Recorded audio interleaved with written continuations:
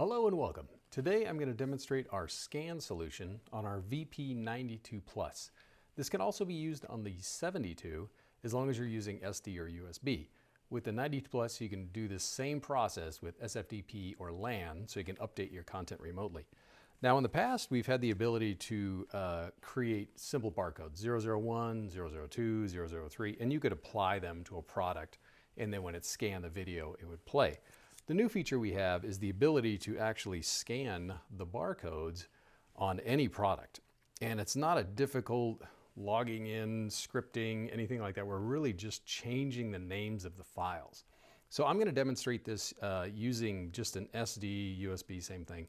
But keep in mind, the same steps that I'm doing here, you can do the same with SFTP or LAN so you can update it remotely.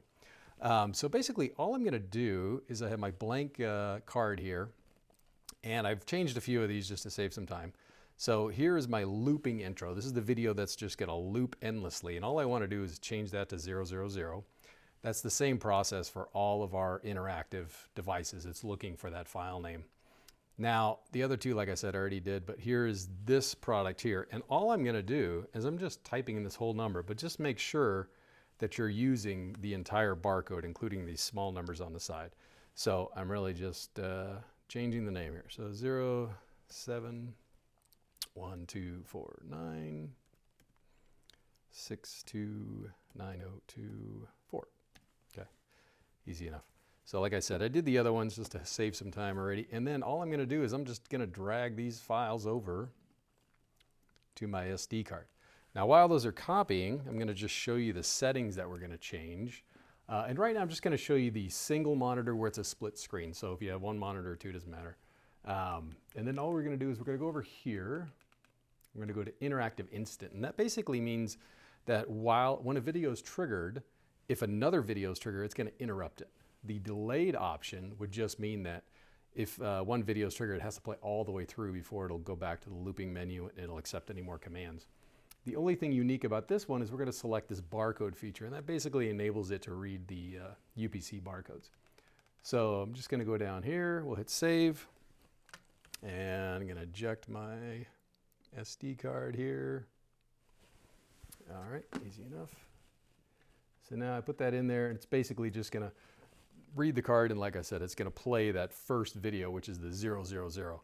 Now at this point, the scanner is connected to the player, and what we have is a little module that basically converts the language of any scanner, most scanners, into the language that our player will understand. And basically it's looking for keyboard recognition, so it's kind of different categories of barcode scanners. These are pretty common. Basically you want them to simulate what a keyboard would output.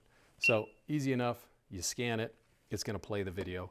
And like I said, since we're in that interactive mode, we can interrupt one video to play another one.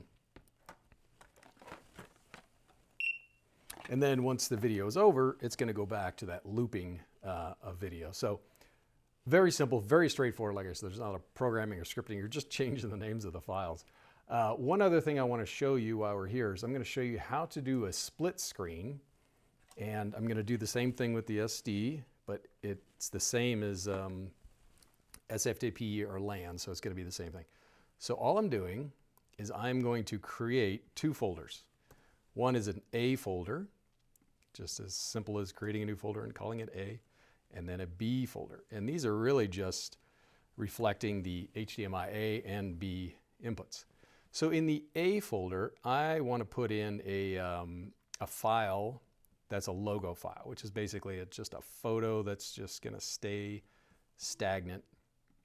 And what I'm going to do with that one is I'm going to just relabel it 000 because I want that one just to loop endlessly. And then the other files, I'm just going to stick that into the B folder. Just like that.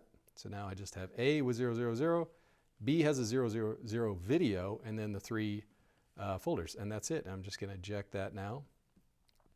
And before we put it back in the player, I'm just going to change one setting here. So now, instead of the single mirror, we're going to go to the split screen. Okay? A couple options show up here. We're going to do normal, in sync, and these other things.